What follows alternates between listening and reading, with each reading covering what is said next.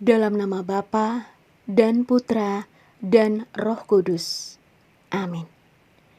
Ya Allah Bapa kami bersyukur kepadamu karena Engkau selalu ada beserta kami. Engkau hadir dalam setiap firman yang kami baca dan renungkan. Kami mohon penerangan Roh Kudus-Mu agar segala perhatian dan akal budi kami terarah kepadamu lewat firman dan renungan yang akan kami dengarkan saat ini. Semoga dengan mendengarkan dan merenungkan sabda-Mu, kami memperoleh kekuatan untuk menghadapi hidup kami sehari-hari. Demi Kristus, Tuhan kami. Amin.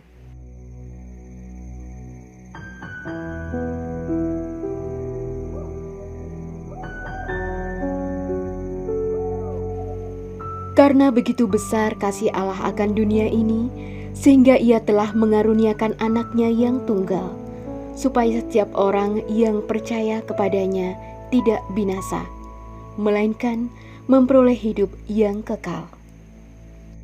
Sebab Allah mengutus anaknya itu ke dalam dunia, bukan untuk menghakimi dunia, melainkan untuk menyelamatkannya oleh Dia. Barang siapa percaya kepadanya, ia tidak akan dihukum.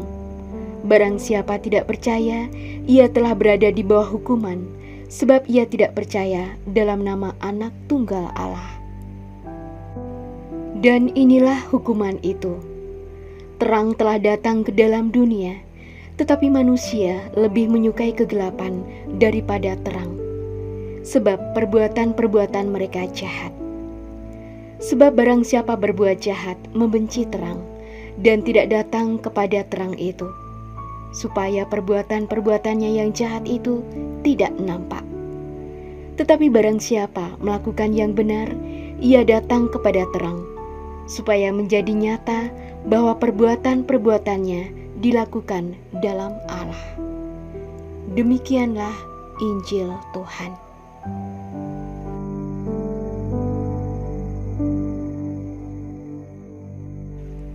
Saudara-saudari yang terkasih di dalam Kristus. Di zaman ini, sebagian besar dari kita tentu bisa dengan mudah menikmati kerlap-kerlip cahaya lampu yang ada di sekitar kita. Gambaran malam yang dahulu begitu menakutkan karena datang bersama dengan kegelapan, kini berubah menjadi malam yang dipenuhi pernak-pernik cahaya yang berkilauan. Bahkan, beberapa kota di berbagai belahan dunia pun tidak lagi mengenal jam malam dan istirahat. Hal ini disebabkan karena ketika malam datang, penduduknya juga tetap bisa beraktivitas seperti di siang hari karena diterangi cahaya lampu.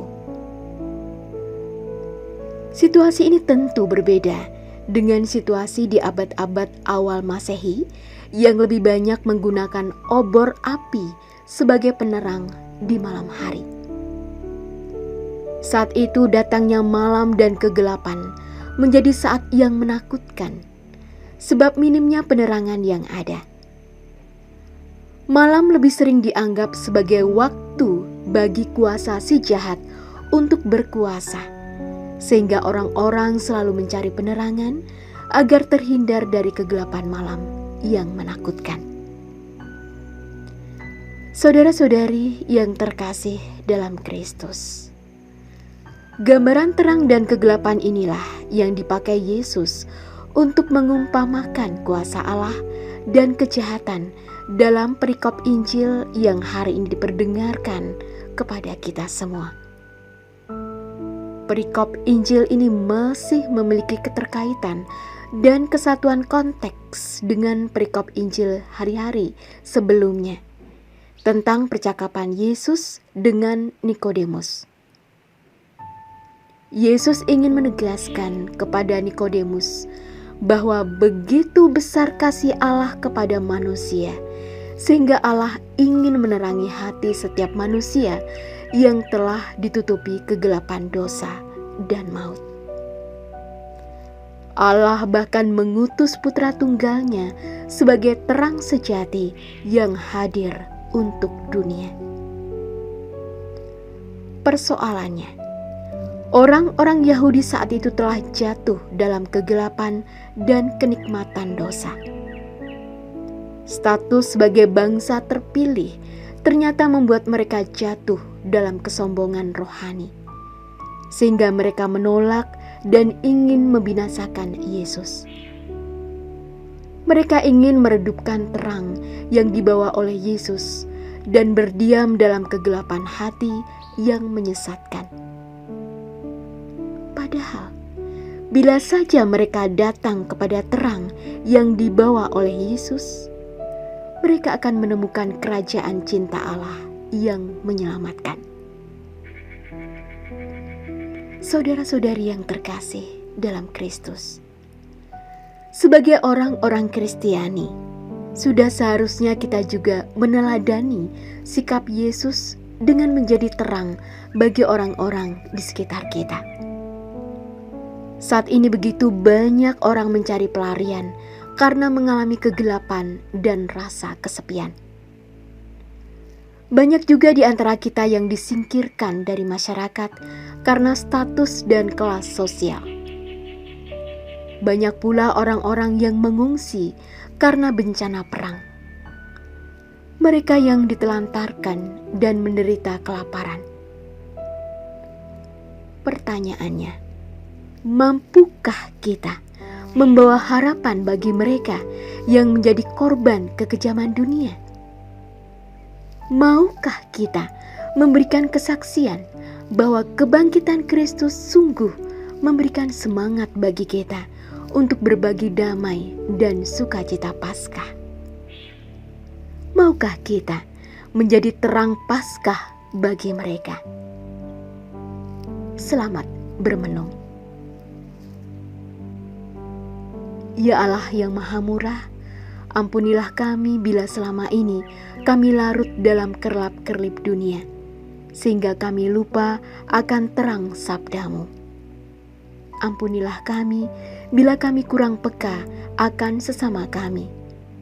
Semoga melalui terang sabda-Mu yang kami renungkan hari ini, kami mampu memberikan kesaksian kepada sesama kami, dan kami mampu memancarkan cahaya Paskah bagi sesama kami. Ini semua kami mohon dengan pengantaraan Kristus, Tuhan kami. Amin. Doa Santo Yusuf.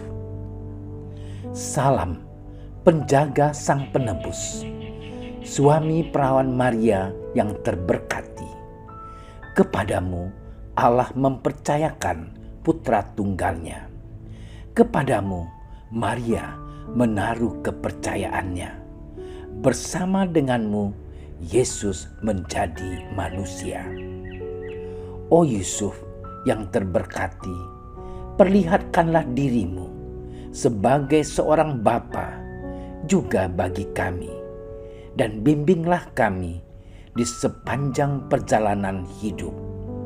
Perolehkanlah bagi kami rahmat, belas kasih, dan keberanian, dan lindungilah kami dari segala yang jahat. Amin. Bapa kami yang ada di surga, dimuliakanlah nama-Mu, datanglah kerajaan-Mu, jadilah kehendak-Mu di atas bumi seperti di dalam surga.